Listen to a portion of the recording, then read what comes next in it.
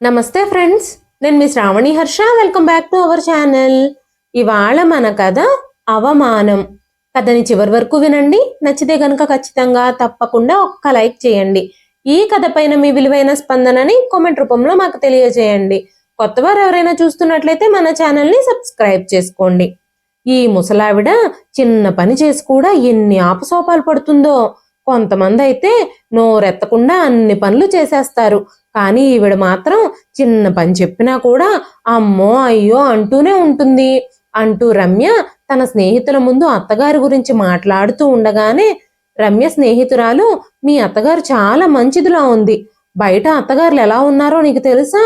ఎంత ప్రమాదకరంగా ఉంటున్నారో అనగానే రమ్య కూడా, మా అత్తగారేం తక్కువదేం కాదు, ఆవిడ కూడా ప్రమాదకరమైన వ్యక్తే.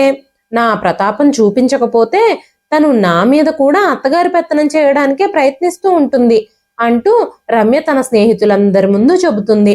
రమ్య సాయంత్రం తన ఇంట్లో కిట్టి పార్టీ పెట్టుకుంది. తన అత్తగారు శ్యామలాదేవి గారి చేతే ఇంటి పనులన్నీ చేయిస్తుంది. పార్టీకి సంబంధించిన ఏర్పాట్లు, వంటలు అన్ని శ్యామలాదేవి గారే చేస్తున్నారు. రమ్య మాత్రం హాయిగా కూర్చొని పార్టీని ఎంజాయ్ చేస్తుంది.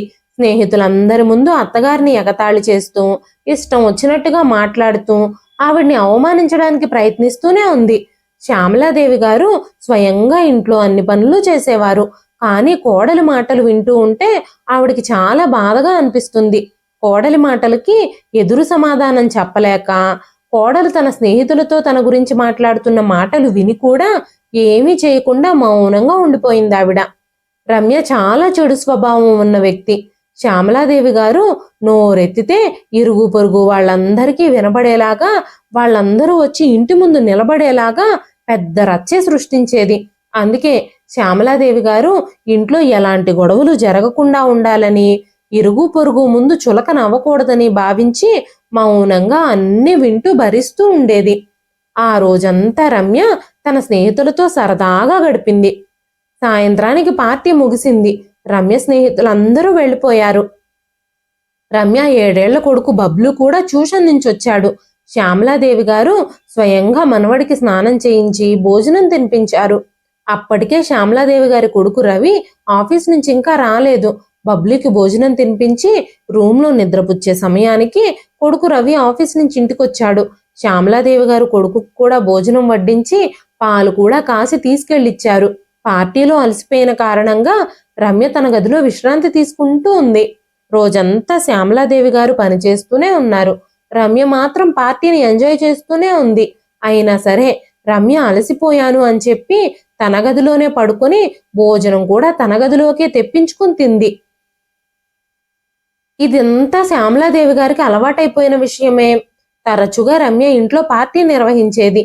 అత్తగారితోనే పనులన్నీ పూర్తి చేయించి తను మాత్రం పార్టీని ఎంజాయ్ చేసేది. పార్టీ అయిపోయాక కూడా అలసిపోయాను అంటూ మంచం మీద పడుకొని అత్తగారితో ఇంకా సేవలు చేయించుకునేది. శ్యామలాదేవి గారే ఇంటి పనులన్నీ చేస్తూ కొడుకుని మనవణ్ణి కూడా చూసుకునేవారు. కానీ పాపం శ్యామలాదేవి గారి వయసు కారణంగా ఆవిడ తరచుగా అలసిపోతూ ఉండేవారు. ఆవిడకి పని ఒత్తిడి వల్ల అలసటగా ఉండేది. రెస్ట్ తీసుకోవాలని అనిపించినప్పుడల్లా ఏదో ఒక పని చెబుతూ ఆవిడ్ని విశ్రాంతి తీసుకొనిచ్చేది కాదు రమ్య. చెప్పిన పని వెంటనే చేయకపోతే ఇంట్లో పెద్ద గొడవ చేసేసేది. ఈ ఇంట్లో మీరు ఉండాలన్నా, 3 పూట్ల తినాలన్నా ఇంటి పనులన్నీ మీరే చేయాలి. ఫ్రీగా కూర్చోబెట్టి మీకు తిండి పెట్టడం మా వల్ల కాదు అంటూ రమ్య కరాఖండిగా చెప్పేసేది. దాంతో నిస్సహాయంగా శ్యామలాదేవి గారు తన ముసలి ఎముకల్లో ఓపిక లేకపోయినా సరే ఇంటి పనులన్నీ బలవంతంగా చేయాల్సి వచ్చేది. శ్యామలాదేవి గారికి 2 కొడుకులు. పెద్ద కొడుకు దీపక్, చిన్న కొడుకు రవి. శ్యామలాదేవి గారి భర్త చంద్రశేఖర్ గారు చనిపోయి 6 సంవత్సరాలు అవుతుంది. హైదరాబాద్లోనే చంద్రశేఖర్ గారికి ఒక షాపు, ఇంకా పెద్ద ఇల్లు ఉండేది. చంద్రశేఖర్ గారు గుండెపోటుతో మరణించారు. భర్త ఆకస్మిక మరణంతో శ్యామలాదేవి గారు చాలా కృంగిపోయారు. భర్త లేకుండా ఆవిడ జీవితం అసంపూర్ణంగా మారిపోయింది. 2 కొడుకుల భారం ఆవిడ భుజాల మీద పడిపోయింది. భర్త చనిపోయాక ఆ షాప్ని అమ్మేసి 2 కొడుకుల చదువుల కోసం ఫీజులు కట్టింది. వాళ్ళకి మంచి చదువులు చెప్పించింది. దానివల్ల పెద్ద కొడుకు దీపక్కి విదేశాల్లో ఉద్యోగం వచ్చింది. చిన్న కొడుకు రవికి ఇక్కడే హైదరాబాద్లోనే ఒక ఎంఎన్సి కంపెనీలో ఉద్యోగం దొరికింది. అన్నదమ్ములిద్దరూ తమకు నచ్చిన అమ్మాయిల్ని పెళ్లి చేసుకున్నారు. దీపక్ భార్య అఖిల మంచి స్వభావం కలిగిన అమ్మాయి, అత్తగారిని చాలా గౌరవించేది. కానీ రవి భార్య రమ్యకి మాత్రం అత్తగారంటే అస్సలు ఇష్టం ఉండేది కాదు. రమ్య చాలా అహంకారం ఉన్న అమ్మాయి, కానీ అఖిలకి మాత్రం అత్తగారంటే చాలా ఇష్టం. పెళ్ళైన కొద్ది రోజులకే దీపక్కి అమెరికాలో ఉద్యోగం దొరికింది. అప్పుడు అఖిల, నేను అత్తయ్య గారి దగ్గరే ఉండాలనుకుంటున్నానండి, మీరు వెళ్ళి అక్కడ సెటిల్ అయ్యి నాకు వీసా పంపించే వరకు నేను అత్తయ్య గారితోనే కలిసి ఉంటాను అని చెప్పింది. దీపక్ అమెరికా వెళ్ళిపోయిన తర్వాత అఖిల చాలా రోజులు అత్తగారితో పాటే కలిసి ఉంది. శ్యామలాదేవి గారు అఖిల ఇద్దరూ చాలా మంచి స్నేహితులయ్యారు. అఖిల తన అత్తగారిని చాలా గౌరవించేది. అఖిలకి చిన్న వయసులోనే తల్లిని కోల్పోవడం వల్ల అత్తగారిని తన తల్లిలాగానే భావించడం మొదలుపెట్టింది. అందుకే ఆవిడ దగ్గరే ఉంటూ తల్లి లేని లోటు తీర్చుకోవాలి అని అనుకుంది. అఖిలది చాలా మంచి మనసు. ఎవరైనా పేదవాళ్ళో, వృద్ధులో, నిరుపేదలో ఎవరైనా ఇబ్బందుల్లో ఉన్నారని తెలిస్తే ఆమె వాళ్ళకి సహాయం చేయడానికి అస్సలు వెనకాడేది కాదు. అత్త కోడళ్ళిద్దరూ కూడా తమ జీవితాన్ని చాలా సంతోషంగా గడుపుతున్నారు. దీపక్ రోజు ఫోన్ చేసి తల్లి భార్య యోగక్షేమాలు కనుక్కుంటూ ఉండేవాడు. కొన్ని రోజుల తర్వాత రవి తను ప్రేమించిన రమ్యని పెళ్లి చేసుకొని ఆ ఇంటికి తీసుకొచ్చాడు. ఆ ఇంట్లో కొత్త కోడలుగా అడుగుపెట్టిన రమ్యకి అత్తగారికి తన తోటి కోడలికి మధ్యలో ఉన్న ప్రేమను చూసి కడుపు మంటగా ఉండేది. శ్యామలాదేవి గారు ఇద్దరు కోడళ్ళని చాలా ప్రేమించేవారు. కానీ రమ్య మాత్రం ఆ విషయం అర్థం చేసుకోకుండా అత్తగారి మీద, తోడి కోడల మీద నిష్కారణంగా ద్వేషం పెంచుకోవడం మొదలుపెట్టింది. అదే సమయంలో దీపక్ విదేశాల్లో చాలా సమస్యలు ఎదుర్కొంటున్నానని, తనకి చాలా ఇబ్బంది అవుతుందని అఖిలని, తన తల్లి శ్యామలాదేవి గారిని అమెరికా తీసుకెళ్లాలి అని అనుకున్నాడు. కానీ శ్యామలాదేవి గారు అమెరికా వెళ్ళడానికి నిరాకరించారు. నేను అక్కడికి వచ్చి మాత్రం ఏం చేస్తాను బాబు, ఇక్కడ వాతావరణం నాకు బాగా అలవాటైపోయింది. ఇక్కడ నన్ను చూసుకోవడానికి రవి ఇంకా తన భార్య రమ్య కూడా ఉన్నారు కదా అని చెప్పారు. దీపక్ తన తల్లిని చాలా బ్రతిమాలాడు. కానీ శ్యామలాదేవి గారు మొండిగా తను అమెరికా రాలేనని, అఖిలని మాత్రమే తీసుకెళ్లమని తన కొడుకుతో చెప్పారు. అఖిల అలా అమెరికా వెళ్ళిపోయింది. అఖిల అమెరికా వెళ్ళిపోవడంతో రమ్య చాలా సంతోషించింది. ఇక అప్పటి నుంచి రమ్య తన నిజస్వరూపాన్ని చూపించడం ప్రారంభించింది. శ్యామలాదేవి గారిని హింసించడం మొదలుపెట్టింది. ఒకరోజు శ్యామలాదేవి గారు రమ్యకి ఎదురు తిరగడంతో రమ్య ఇంట్లో పెద్ద గొడవే సృష్టించింది. ఇరుగు పొరుగు వాళ్ళందరూ కూడా ఇంటి ముందు గుమిగూడారు. రమ్య ఏడుస్తూ అత్తగారు తనని రాచి రంపాన పెడుతున్నారని రవిని కూడా నమ్మించడం మొదలుపెట్టింది. అప్పుడు శ్యామలాదేవి గారు ఇంట్లో గొడవలు జరగడం ఇష్టం లేక మౌనంగా ఉండిపోయారు. ఆ తరువాత రమ్యని ఏమీ అనలేదు. ఈ ఆలోచనలతోనే శ్యామలాదేవి గారు రాత్రి ఎప్పుడు నిద్రలోకి జారుకున్నారో తెలియదు. సమయం ఉదయం 7 గంటలయ్యింది. బబ్లు స్కూల్కి టైం అయిపోతుంది. టైం చూసి కంగారుగా లేచి రమ్య బబ్లుని బాత్రూంలోకి తీసుకెళ్లి స్నానం చేపించి రెడీ చేయించడం మొదలుపెట్టింది. బాత్రూంలో నుంచి శ్యామలాదేవి గారిని, అత్తయ్య గారు బబ్లుకి టైం అయిపోతుంది, టిఫిన్ గదిలోకి తీసుకొచ్చేసేయండి అంటూ అరిచింది. కానీ 2 సార్లు అరిచినప్పటికీ శ్యామలాదేవి గారి నుంచి ఎలాంటి రెస్పాన్సు రాలేదు. ఇక రమ్య మళ్ళీ మళ్ళీ అత్తగారిని పిలిచింది. అప్పటికీ అలాంటి శబ్దము గదిలో నుంచి రాకపోవడంతో రమ్య కోపంగా కిచెన్లోకి వెళ్లి చూసింది. కిచెన్లో ఎవ్వరూ కనిపించలేదు. శ్యామలాదేవి గారు కిచెన్లో కనిపించకపోవటంతో రమ్య ఒక్కసారిగా షాక్ అయ్యింది. ఏమైంది ఈవిడికి? ఎంత పొద్దెక్కినా కూడా వంటగదిలోకి రాకుండా ఏం చేస్తుంది అనుకుంటూ గబగబా శ్యామలాదేవి గారి గదిలోకి వెళ్లి చూసింది రమ్య. ఆవిడ నిద్రపోవడం చూసి రమ్యకి చాలా కోపం వచ్చింది. ఈ వృద్ధురాలు ఇక్కడ ప్రశాంతంగా నిద్రపోతుంది, నేనేమో ఇందాకటి నుంచి పిచ్చిదానిలా అరుస్తున్నాను అనుకుంటూ అత్తగారిని గబగబా నిద్రలేపింది.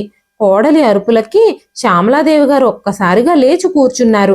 రమ్య, నేను చాలా అలసిపోయానమ్మా, నేను కళ్ళు కూడా తెరవలేకపోతున్నాను, నాకు అస్సలు ఈరోజు ఆరోగ్యం బాగోలేదు అని చెప్పగానే రమ్య కోపంగా, బబ్లు స్కూల్కి లేట్ అయిపోతుంది, ఇంకా మీరు టిఫిన్ కూడా సిద్ధం చేయలేదు, కనీసం వంటగదిలో పాలు కూడా లేవు, మీరు పాలు కూడా తీసుకురాలేదా? పొద్దున్నే లేచి ఇంటి పనులు చేయడం కూడా చేయలేకపోతున్నారా మీరు? తెల్లవారుజామునే లేచి పాల బూతులో పాలు తీసుకురావాలని కూడా మీకు తెలియడం లేదా హాయిగా ఇంత పొద్దెక్కేదాకా నిద్రపోతున్నారు అంటూ అరిచింది రమ్య. ఈ రోజుకి రవిని కారులో వెళ్లి పాలు తీసుకురమ్మని చెప్పమ్మా, నా ఆరోగ్యం అస్సలు బాగోలేదు అని శ్యామలాదేవి గారు అనగానే, మీ ఆరోగ్యం ఎలా ఉన్నా నాకు పట్టింపు లేదు. నాకింకా వేరే వేరే విషయాలు చెప్పడానికి ప్రయత్నించకండి. 15 నిమిషాల్లో టిఫిన్ రెడీగా ఉండాలి, లేకపోతే నేనేం చేస్తానో నాకే తెలీదు అని చెప్పి రమ్య అత్తగారి గదిలో నుంచి బయటకు వెళ్ళిపోయింది. శ్యామలాదేవి గారు మంచం మీద నుంచి లేవడానికి ప్రయత్నించారు, కానీ ఆవిడ నీరసంతో లెగవలేకపోయింది. శక్తినంతా కూడా తీసుకొని ఎలాగోలాగా ఓపిక తెచ్చుకొని మంచం దిగి గదిలో నుంచి బయటకొచ్చింది ఆవిడ. వెంటనే ఆవిడ తన కొడుకు రవిని పిలుస్తూ, బాబు రవి, ఈ రోజు నాకు అస్సలు ఒంట్లో బాగోలేదు, కాస్త పాల బూత్కెళ్ళి పాలు తీసుకురా బాబు, నేనంత దూరం నడవలేను అనగానే రవి, అమ్మా, ఈ రోజు నాకు ఆఫీస్లో ఇంపార్టెంట్ మీటింగ్ ఉంది, ఆల్రెడీ లేట్ అయిపోతుంది, నేను ఇంకా లేటుగా వెళితే ఈ రోజు నా జీతం కట్ చేస్తారు, నువ్వే కాస్త మెల్లగా వెళ్ళి పాలు తెచ్చుకో అని చెప్పగానే రమ్య అత్తగారికి పాలగిన్నె ఇంకా డబ్బులు ఇచ్చింది. శ్యామలాదేవి గారు పాలగిన్నె డబ్బులు తీసుకొని నెమ్మదిగా వెళ్ళిపోయింది. ఆవిడ ఇంటి నుంచి కొంత దూరం నడుచుకుంటూ వెళ్ళిన తర్వాత ఆవిడికి తల తిరగడం ప్రారంభించింది. పెద్ద శబ్దంతో రోడ్డు మీద పడిపోయింది. కళ్ళు తెరిచి చూసేసరికి మంచం మీద పడుకునుంది. నేను ఇంట్లో మంచం మీద పడుకుని ఉన్నాను కాబోలు అని ఆవిడ అనుకుంది. కానీ ఆవిడ జాగ్రత్తగా పరిశీలించి చూసినప్పుడు అది తన ఇల్లు కాదు, అది ఆవిడ మంచం కూడా కాదు. ఆ విషయం ఆవిడకి అర్థమై అటు ఇటు అయోమయంగా చూస్తూ ఉన్నప్పుడు, అమ్మా, ఇప్పుడు మీకు ఎలా ఉంది అని ఒక గొంతు వినిపించింది. వెంటనే శ్యామలాదేవి గారు ఆ అమ్మాయి వైపు తిరిగి చూశారు. అమ్మా, నువ్వెవరు, నేను ఇక్కడికి ఎలా వచ్చాను అని అడగగానే ఆ అమ్మాయి, అమ్మా, నా పేరు సరిత, నువ్వు తల తిరిగి రోడ్డు మీద పడిపోయావు, నేను కూడా అప్పుడే అట్నుంచి వెళుతున్నాను, అక్కడ నువ్వు స్పృహ తప్పి పడిపోవడంతో కంగారు పడి నేనే మిమ్మల్ని ఇక్కడికి తీసుకొచ్చాను అని చెప్పగానే శ్యామలాదేవి గారు, నేను పాలు తెచ్చుకోవడానికి పాల బూత్కు వెళ్తున్నాను, నా పాల గిన్నె ఇంకా డబ్బులు ఎక్కడున్నాయి, నా చేతిలో 500 రూపాయలు ఇంకా పాల గిన్నె ఉండాలి అని చెప్పగానే సరిత, అమ్మా, మీ దగ్గర డబ్బులు ఏవీ లేవు, పాల గిన్నె కూడా లేదు, నేను చూసినప్పుడు మీరు పడిపోయి ఉన్నారంతే అని చెప్పగానే నా గిన్నె డబ్బులు ఏమైపోయాయి అని ఆలోచిస్తూ శ్యామలాదేవి గారి కళ్ళల్లో నీళ్లు తిరుగుతున్నాయి. వెంటనే సరిత, అమ్మా, నేను మిమ్మల్ని చూసేసరికే బహుశా ఎవరైనా మీ గిన్నె ఇంకా ఆ డబ్బులు తీసుకెళ్ళిపోయి ఉండుండొచ్చు అని చెప్పగానే శ్యామలాదేవి గారు కన్నీళ్లు తుడుచుకుంటూ, అమ్మ సరిత, నువ్వు నన్ను మా ఇంటి దగ్గర దింపుతావా, నువ్వు నా మీద చూపించిన దయకి చాలా చాలా కృతజ్ఞతలు అని చెప్పగానే సరిత, అమ్మా, ఇందులో దయ్యేముంది, మీరు నాకు కృతజ్ఞతలు చెప్పాల్సిన అవసరం లేదు, ముందుగా మీరు ఏదైనా తిని తాగండి, మీరు చాలా నీరసంగా ఉన్నారు, ఆ తర్వాత నేను మిమ్మల్ని మీ ఇంటికి తీసుకొని వెళతాను అని చెప్పగానే శ్యామలాదేవి గారు, నాకేమీ వద్దమ్మా, నేను ఇప్పుడు అర్జెంటుగా ఇంటికి వెళ్ళాలి అని చెప్పింది. సరే అమ్మా అని చెప్పి సరిత శ్యామలాదేవి గారికి ఒక ఆటో మాట్లాడి ఇంటికి వెళ్ళిపోయే ఏర్పాటు చేసింది.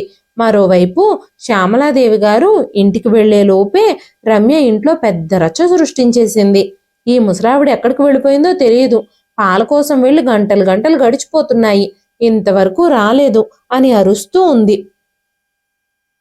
అంతలోనే శ్యామలాదేవి గారు తలుపు తెరిచి భయం భయంగా లోపలికొచ్చారు.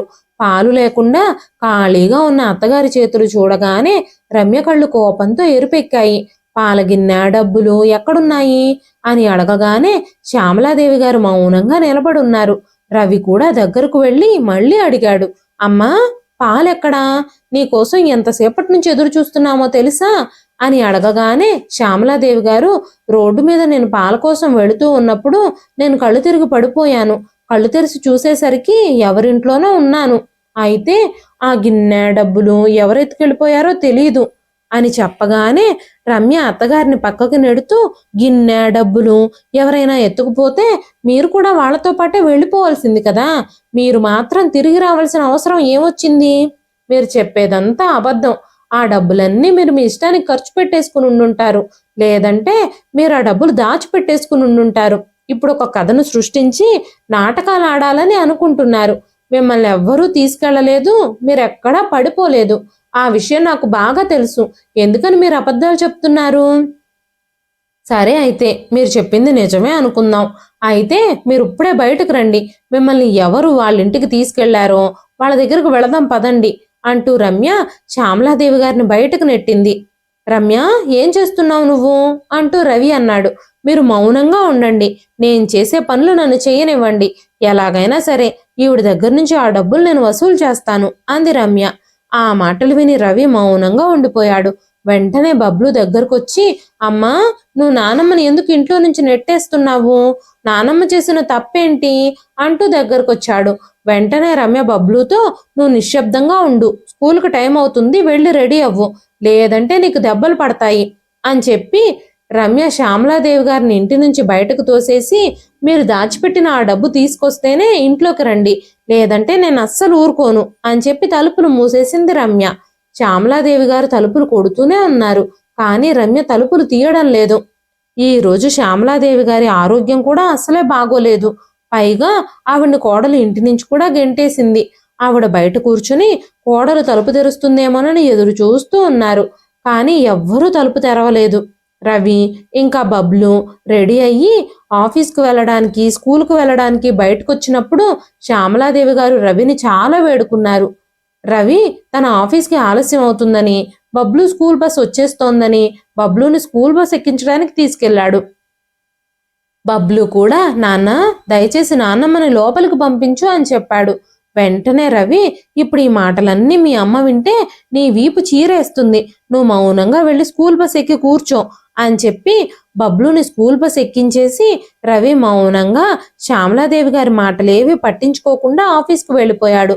శ్యామలాదేవి గారు చాలాసేపు తలుపు కొడుతూనే ఉన్నారు, కానీ రమ్య చెలించలేదు. అలసిపోయి ఓడిపోయిన శ్యామలాదేవి గారు అక్కడి నుంచి లేచి వెళ్ళిపోయారు. ఆకలితో దాహంతో ఉన్న వృద్ధ వితంతు ఆవిడ మాత్రం ఏం చేయగలుగుతుంది? ఎక్కడికి వెళ్ళగలుగుతుంది? చేతిలో చిల్లి గవ్వలేదు, శరీరంలో ఓపిక లేదు. శ్యామలాదేవి గారి పరిస్థితి అస్సలు బాగోలేదు. పైగా ఆకలితో నీరసంగా ఉంది. ఆవిడ ఆరోగ్యం కూడా అంతగా బాగోలేదు.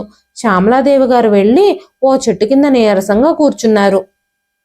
ఆవిడికి కళ్ళు తిరగడం ప్రారంభించింది. ఆవిడికి తల తిరిగి కళ్ళు తిరిగినట్టయి ఆవిడ అక్కడే పడిపోయింది. దగ్గరలోనే ఉన్న ఎన్జిఓకి సంబంధించిన వాహనం ఒకటి అక్కడక్కడే తరచుగా తిరుగుతూ ఉంటుంది. వృద్ధులు, నిరుపేదలు, అనాథ పిల్లలు ఎవరైనా కనిపిస్తే వాళ్ళని బాగా చూసుకునే ఆశ్రమాలకు తీసుకుని వెళుతుంది. అదే ఎన్జిఓ వాహనం అటువైపుగా వెళుతూ ఉన్నప్పుడు వారి బృందం శ్యామలాదేవి గారిని అలాంటి నిస్సహాయ స్థితిలో ఉండడం చూశారు. ఆవిడ్ని వెంటనే ఆశ్రమానికి తీసుకెళ్లారు. అక్కడ ఆవిడకు చికిత్స చేసి సేవలు అందించారు. వాళ్ళు చేసిన సేవల కారణంగానే 2-3 రోజుల్లోనే శ్యామలాదేవి గారి ఆరోగ్యం కాస్త కుదుట పడింది. ఆవిడకి ఇప్పుడు కొంచెం మంచిగా ఉంది, కానీ ఛాతిలో నొప్పి మాత్రం తగ్గడం లేదు. ఆ విధంగా ఆకలితో, దాహంతో, అనారోగ్యంతో అలమటిస్తున్న ఆవిడని కొడుకు, కోడలు ఇంటి నుంచి గెంటేశారు. ఆ క్షణాన్ని ఆవిడ మర్చిపోలేకపోతుంది. ఆ ఆలోచనలతోనే ఆవిడకి నిరంతరం ఛాతి నొప్పిగా ఉంటుంది. ఆవిడ అవమానంతో ఇంటి నుంచి గెంటేయబడ్డానని తలుచుకుంటూ చాలా ఫీల్ అవుతుంది. ఆ అవమానాన్ని మరణం వరకు మర్చిపోలేను అని ఆవిడ అనుకోవడం మొదలుపెట్టింది. కొడుకు, కోడలు నా విషయంలో చేసిన దానికి నేను ఖచ్చితంగా బదులు తీర్చుకోవాలి, ఖచ్చితంగా వాళ్ళు చేసిన దానికి ప్రతీకారం చెల్లించాలి అని అనుకుంటుంది. అదే సమయంలో అమెరికాలో ఉన్న అఖిల ఈ ఎన్జిఓకి సంబంధించిన బ్లాగ్ని చూసింది. అఖిలకి నిరుపేదలకి సహాయం చేయడం అంటే చాలా ఇష్టం. ఎప్పుడూ ఈ ఎన్జిఓకి సంబంధించిన బ్లాగ్లన్నీ చదవడానికి ఇష్టపడేది. అంతేకాకుండా అఖిల ఇంకా దీపక్లు ఈ ఎన్జిఓకి ఆర్థిక సహాయం కూడా చేసేవారు. శ్యామలాదేవి గారిని ఆ బ్లాగ్లో చూసినప్పుడు మొదట్లో తన అత్తగారిలా ఉన్నారే అనుకుంది అఖిల. ఆ తర్వాత ఆవిడ పేరు, వివరాలు అక్కడ రాసుండడం చూసి అఖిల కాళ్ళ కింద నేల జారిపోయింది. అత్తగారు నా పరిస్థితుల్లో చూసి ఆమె కళ్ళు చెమర్చాయి. ఆ రోజు సెలవు రోజు కావడంతో దీపక్ ఇంట్లోనే ఉన్నాడు. వెంటనే అఖిల దీపక్కి ఆ బ్లాగ్ని చూయించింది. వెంటనే అది చూసి దీపక్ ఆశ్చర్యపోయాడు. అమ్మ ఆశ్రమంలో ఏం చేస్తుంది? అసలు అమ్మకి అలాంటి పరిస్థితి ఎందుకు వచ్చింది? అమ్మ ఖర్చుల కోసం మనం తమ్ముడికి నెల నెల డబ్బులు పంపిస్తూనే ఉన్నాం కదా, అసలు అక్కడ ఏం జరుగుతుంది అని తలపట్టుకుని కూర్చున్నాడు దీపక్. ఇద్దరు కొడుకులు కోడళ్ళు ఉన్నప్పటికీ మా అమ్మ ఎంత దీనస్థితిలో ఉంది. అమ్మ ఆశ్రమంలో ఎందుకుంటుంది? అఖిల, నువ్వు వెంటనే మన లగేజ్ అంతా ప్యాక్ చేసుకో. మనం వెంటనే బయలుదేరి అక్కడికి వెళదాం. నేను ఆఫీస్లో వెంటనే సెలవులు తీసుకుంటాను. అమ్మ కంటే నా ఆఫీస్ వర్క్, ఈ ఉద్యోగమే నాకు ముఖ్యం కాదు. మనం వీలైనంత త్వరగా ఇండియాకు బయలుదేరాలి. నేను ఇప్పుడే టికెట్లు బుక్ చేస్తున్నాను. మా అమ్మ కంటే నాకు ఆఫీసు ఉద్యోగమే ముఖ్యం కాదు అని చెప్పి వెంటనే 2 రోజుల తర్వాత ఫ్లైట్కి టికెట్లు బుక్ చేసుకున్నాడు దీపక్. అఖిల కూడా వెంటనే అన్ని ఏర్పాట్లు చేసుకుంది. ఆ తర్వాత రోజే ఫ్లైట్లో ఇండియాకి చేరుకొని ఆశ్రమంలో ఉన్న తన తల్లి దగ్గరికి చేరుకున్నారు. అకస్మాత్తుగా దీపక్ని ఇంకా అఖిలని చూసిన శ్యామలాదేవి గారు తన కళ్ళని తానే నమ్మలేకపోయారు. నేనే పొరపాటు పడుతున్నట్టున్నాను. అమెరికాలో ఉన్న నా పెద్ద కొడుకు ఇప్పుడు నా కళ్ళ ముందుకు ఎందుకు వస్తాడు అని ఆలోచించడం మొదలుపెట్టింది. వెంటనే దీపక్ ఇంకా అఖిల వచ్చి పరిగెత్తుకుంటూ శ్యామలాదేవి గారిని కౌగిలించుకొని ఏడవడం మొదలుపెట్టారు. వెంటనే శ్యామలాదేవి గారు, మీరిద్దరూ అమెరికా నుంచి ఎప్పుడొచ్చారు? నేను అసలు ఇక్కడున్నానని మీకు ఎలా తెలిసింది అంటూ శ్యామలాదేవి గారు అడుగుతూ ఉండగానే దీపక్, అమ్మా, ఈ ప్రశ్నలన్నీ తర్వాత, మనం ముందు ఇంటికి వెళ్దాం పదా అన్నాడు. శ్యామలాదేవి గారు, లేదు బాబు, నేను ఆ ఇంటికి రాను. నేను ఇంకా ఆ ఇంటికి వెళ్ళలేను. నాకు చాలా పెద్ద అవమానం జరిగింది అన్నారు. వెంటనే దీపక్, అమ్మా, ఆ ఇంటికి వెళ్ళకపోతే నేను నిన్ను వేరే ఇంటికి తీసుకెళ్తాను. నేను రాగానే అన్ని ఏర్పాట్లు చేశాను. నీకోసం ఒక ఫ్లాట్ తీసుకున్నాను అని చెప్పి శ్యామలాదేవి గారిని తీసుకొని దీపక్ తను కొత్తగా తీసుకున్న ఫ్లాట్కి వెళ్ళాడు. అక్కడ అందరూ ఫ్రెష్ అయ్యి భోజనం చేసిన తర్వాత దీపక్ తన తల్లిని అడిగాడు, అమ్మా, ఏం జరిగింది అసలు? ఆ ఇంట్లో ఉండాల్సిన నువ్వు ఈ ఆశ్రమానికి ఎలా వచ్చావు అని అడగగానే శ్యామలాదేవి గారు జరిగిన విషయం అంతా కొడుకుకి చెప్పారు. ఆ విషయాలన్నీ విన్న దీపక్ కళ్ళు కోపంతో ఎరుపెక్కాయి. దీపక్ కోపంతో లేచి నిలబడగానే శ్యామలాదేవి గారు తన చెయ్యి పట్టుకుని ఆపి తన దగ్గరే కూర్చోబెట్టుకొని, బాబు, ఈ సమస్య మీ ఇద్దరు అన్నదమ్ముల మధ్య కాదు. ఇది ఒక అత్తగారికి కోడలికి మధ్య వచ్చిన సమస్య. ఈ సమస్యను నేనే పరిష్కరిస్తాను. నాకు వదిలేయండి. నా కొడుకు కోడలు నా ఇంటి నుంచి నన్ను బయటకు పంపించేశారు. ఈ విషయం నా గుండెల్లో ముళ్ళులా గుచ్చుకుంటుంది. నా కొడుకు కోడలు నన్ను ఇంట్లో నుంచి గెంటేసినప్పుడు, నన్ను ఆశ్రమంలో జీవించే జీవితం నా తలరాతలో రాసినప్పుడు వాళ్ళిద్దరికీ ఎలాగైనా సరే గుణపాఠం చెప్పాలని నేను నిర్ణయించుకున్నాను. ఆ వ్యక్తులిద్దరూ నా కాళ్ళ మీద పడి క్షమాపణలు చెప్పేలా నేను చేస్తాను. ఎన్నో రోజులు నా కోడలు చేసిన ఆకృత్యాలన్నీ నేను మౌనంగా సహించాను. ఆ ఇంట్లో 24 గంటలు పని చేస్తూనే ఉండేదాన్ని నేను. కానీ కనీసం ఎప్పుడూ కూడా నోరు తెరిచి మాట్లాడలేదు. అందుకే నా విషయంలో ఇంత దారుణమైన సంఘటన జరిగింది. అందుకు ఖచ్చితంగా వాళ్ళకి శిక్ష వేసి తీరతాను. వాళ్ళు నేను వేసే శిక్షని అనుభవించి తీరాలి అని చెప్పగానే దీపక్ శ్యామలాదేవి గారి చెయ్యి పట్టుకొని, నువ్వు కరెక్ట్గా చెప్పావమ్మా, మనం వెంటనే పోలీసుల దగ్గరకు వెళదాం. వాళ్ళకి సరైన శిక్ష పడేలా చెయ్యాలి అని అన్నాడు. వెంటనే శ్యామలాదేవి గారు, లేదు బాబు, నేను పోలీసుల్ని ఆశ్రయించాలి అని అనుకోవడం లేదు. నన్ను వాళ్ళు ఏ విధంగా అయితే దెబ్బ కొట్టారో అలాంటి దెబ్బనే నేను వాళ్ళ జీవితాల మీద కొడతాను. నా మనసు ఏ విధంగా అయితే గాయపరిచారో వాళ్ళు, అలాంటి గాయాన్నే వాళ్ళు అనుభవించేలా చేస్తాను. అప్పుడే నాకు శాంతి కలుగుతుంది. నా మనసుకి ప్రశాంతత చేకూరుతుంది.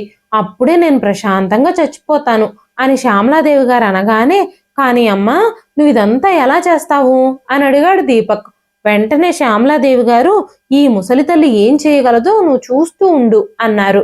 వెంటనే అఖిల ఇంకా దీపక్, అమ్మా, నువ్వు ఏం చెయ్యాలనుకున్నా సరే మేము నీకు అండగా ఉంటాము అని చెప్పారు. శ్యామలాదేవి గారు బాగా ఆలోచించి ఒక నిర్ణయం తీసుకున్నారు. ఆ తర్వాత రోజే బబ్లు స్కూల్ బ్రేక్ సమయంలో శ్యామలాదేవి గారు బబ్లు స్కూల్కి చేరుకుని బబ్లుని కలిశారు. నానమ్మను చూసిన బబ్లు చాలా సంతోషించాడు. సాయంత్రం స్కూల్ వదిలాక శ్యామలాదేవి గారు తనతో పాటు బబ్లుని పెద్ద కొడుకు కోడలుంటున్న ఫ్లాట్కి తీసుకొచ్చారు. సాయంత్రం అయినా సరే బబ్లు ఇంకా ఇంటికి రాకపోవడంతో రమ్యలో టెన్షన్ మొదలయ్యింది. ట్రాఫిక్ జామ్ అయి ఉండుండొచ్చు. ట్రాఫిక్ జామ్లో బస్సు ఇరుక్కుపోయి ఉంటుంది. అందుకే లేట్ అయి ఉంటుంది అని భావించింది రమ్య. గంట గడిచిపోయింది. మెల్లగా రమ్యలో టెన్షన్ పెరిగిపోతూ వచ్చింది. 2 గంటలు గడిచింది. ఇక రమ్య స్కూల్కి ఫోన్ చేయగానే చాలాసేపటి క్రితమే తను వెళ్ళిపోయాడు అని స్కూల్ వాళ్ళు రమ్యతో చెప్పారు. ఆ మాటలు విని రమ్య స్పృహ కోల్పోయింది. రమ్యకు తల తిరుగుతున్నట్టుగా అనిపించింది. రమ్య సోఫాలో కూలబడిపోయింది. వెంటనే రవికి ఫోన్ చేసింది. అప్పటికే స్కూల్ వదిలి చాలాసేపు అయిపోయింది. రోజు 3 గంటలకల్లా ఇంటికొచ్చే బబ్లు ఇంకా ఇంటికి రాలేదు అని చెప్పి తన భార్య చెప్పగానే రవి కూడా చాలా కంగారు పడ్డాడు, భయపడిపోయాడు. వెంటనే రవి ఆఫీస్ నుంచి బయలుదేరి మొదటగా స్కూల్కి చేరుకున్నాడు. స్కూల్ మూసేసి తాళాలు కూడా వేసేసుంది. అసలు బబ్లు ఎక్కడికి వెళ్ళిపోయాడో అర్థం కాక రవికి కూడా తల పగిలిపోతుంది. మనసులో చెడ్డ చెడ్డ ఆలోచనలు రావడం మొదలయ్యాయి. రవి బబ్లు స్నేహితులు అందరి ఇళ్లకి ఫోన్లు చేసి అడిగాడు. ఫోన్లు కలవని వాళ్ళ ఇళ్లకి స్వయంగా వెళ్ళొచ్చాడు. తిరిగి తిరిగి అలసిపోయి ఒంటరిగా ఇంటికొచ్చిన రవిని చూడగానే, రమ్య, మీరు మన బబ్లుని తీసుకురాలేదా? నాకు మన బబ్లు కావాలి అని వెక్కి వెక్కి ఏడవడం ప్రారంభించింది. రవి, రమ్య ఇద్దరూ కలిసి పోలీస్ స్టేషన్కు వెళ్లారు. అక్కడ బబ్లు మిస్సింగ్ రిపోర్ట్ దాఖలు చేశారు. ఏదైనా తెలిస్తే వెంటనే తెలియపరుస్తామని పోలీసులు చెప్పారు. రవి ఇంకా రమ్య ఇంటికి తిరిగొచ్చారు. రమ్యకు పిచ్చెక్కిపోతుంది. నా బిడ్డ ఎక్కడున్నాడో తెలియదు, అతను ఏ స్థితిలో ఉండుంటాడో కూడా తెలియడం లేదు. తనకి ఆకలిగా ఉండుంటుంది. తను ఆకలితో దాహంతో ఎలా ఉన్నాడో ఏంటో అని ఏడుస్తూ, రమ్య, నా బిడ్డ దొరకకపోతే నేను కూడా నా ప్రాణాన్ని త్యాగం చేస్తాను. నా బిడ్డను నాకు తిరిగి తీసుకురండి, తీసుకొచ్చి ఇవ్వండి అంటూ రవిని కౌగిలించుకుని ఏడవడం మొదలుపెట్టింది. రవి కూడా తన బిడ్డ కోసం ఏడవడం మొదలుపెట్టాడు. ఇదంతా మనం చేసిన పాపాలకి మనం పొందుతున్న శిక్ష. నేను చాలా పాపాత్మురాల్ని. నేను చాలా పాపాలు చేశాను. దేవత లాంటి అత్తగారిని చాలా హింసించాను. నా వల్ల ఆవిడకు చాలా అన్యాయం జరిగింది. ఈ రోజు దేవుడు నన్ను అదే శిక్షకి గురి చేస్తున్నాడు. నా బిడ్డ కోసం నా హృదయం పగిలిపోతుంది. కానీ నేను అత్తయ్య గారిని చాలా హింసలకి గురి చేసి సొంతింటి నుంచి బయటకు గెంటేశాను. కన్న కొడుకుకి దూరం చేసేశాను. నేను మీ అమ్మగారికి కల్పించిన ఆ కడుపు కోతనే ఆ భగవంతుడు నాకు కూడా కల్పించాడు అంటూ నిస్సహాయంగా ఏడుస్తుంది రమ్య. ఏడుస్తూనే తను చేసిన నేరాల్ని, పాపాల్ని అన్నింటినీ అంగీకరించడం మొదలుపెట్టింది. వెంటనే రవి కూడా, నేను కూడా ఈ పాపాల్లో భాగస్వామినే. నువ్వు బయట నుంచి వచ్చిన అమ్మాయివి, కానీ నేను మా అమ్మకి సొంత కొడుకుని. కానీ నా తల్లి బాధని అర్థం చేసుకోలేకపోయాను. తన హృదయాన్ని గాయపరిచాను. మా అమ్మ ఆ రోజు గుమ్మం బయట నిలబడి నన్ను ఎంతగానో ప్రాధేయపడింది. కానీ ఆవిడ విషయంలో నా మనసు కరగలేదు. అమ్మ ఎక్కడికి వెళ్ళిపోయిందో ఎవ్వరికీ తెలియదు. తను బ్రతికే ఉందో లేదంటే చనిపోయిందో కూడా తెలియదు అంటూ రవి తన తల్లిని గుర్తు చేసుకుంటూ పెద్ద పెద్దగా ఏడవడం మొదలుపెట్టాడు. రమ్య కూడా ఏడుస్తూనే ఉంది. ఇద్దరూ తాము చేసిన పాపాలకి సిగ్గుపడుతూ భగవంతుణ్ణి క్షమించమని వేడుకుంటున్నారు. తల్లిదండ్రులకి బిడ్డ దూరమైతే ఆ బాధ ఎలా ఉంటుందో ఈ రోజు రవి ఇంకా రమ్య అనుభవిస్తున్నారు. వెంటనే రవి, ఇప్పుడు మనం మా అమ్మ ఎక్కడుందో, మన కొడుకు ఎక్కడున్నాడో వెతికి ఇద్దరిని పట్టుకురావాలి అని చెబుతూ రమ్య కన్నీళ్లు తుడిచి, రమ్య, నేను ఎలాగైనా సరే మా అమ్మని వెతికి పట్టుకొని తన కాళ్ల మీద పడి క్షమించమని వేడుకొని మా అమ్మని ఇంటికి తిరిగి తీసుకొచ్చేస్తాను అని చెప్పగానే, రమ్య, నేను కూడా మీతో పాటే వస్తానండి. ఇద్దరం కలిసే అత్తయ్య గారిని ఇంకా బబ్లుని వెతుకుదాం అనుకుంటూ ఇంటి నుంచి బయటకు వస్తూ ఉండగానే బబ్లు ఎదురుగా పరిగెత్తుకుంటూ రావడం చూశారు. తల్లిదండ్రులిద్దరూ బబ్లుని చూడగానే కౌగిలించుకుని ఒళ్ళోకి తీసుకుని ఏడవడం మొదలుపెట్టారు. బాబు బబ్లు, ఎక్కడికి వెళ్ళిపోయావు నువ్వు? మేము నీకోసం ఎంత ఆందోళన చెందుతున్నామో తెలుసా? నువ్వు ఎక్కడున్నావు అంటూ బబ్లు మీద ప్రశ్నల వర్షం కురిపించారు. బబ్లుని ఎన్ని ప్రశ్నలు అడుగుతున్నా సరే బబ్లు ఏమాత్రం సమాధానం చెప్పలేదు. ఏవేవో సాకులు చెప్పి అక్కడ ఇక్కడ ఆడుకుంటున్నానని చెప్పి తన నానమ్మ తనని తీసుకెళ్ళింది అన్న విషయాన్ని దాచిపెట్టేశాడు బబ్లు. రమ్య, రవి ఇద్దరూ ఆ భగవంతుడికి కృతజ్ఞతలు తెలుపుకున్నారు. బబ్లుకు భోజనం తినిపించడానికి రమ్య ప్రయత్నించినప్పుడు నా కడుపు నిండుగా ఉందని బబ్లు భోజనం చేయలేదు. ఆ తరువాత రమ్య, రవి బబ్లుని తీసుకొని తన తల్లిని వెతకడానికి ఇంటి నుంచి బయటకు వెళ్లారు. రోడ్డు మీద శ్యామలాదేవి గారి గురించి వాళ్ళని వీళ్ళని అడిగినప్పుడు ఆ రోజు ఆవిడ్ని కొడుకు కోడలు ఇంట్లో నుంచి గెంటేసినప్పుడు ఎన్జిఓ వాళ్ళు ఆశ్రమానికి తీసుకెళ్లారని తెలిసింది.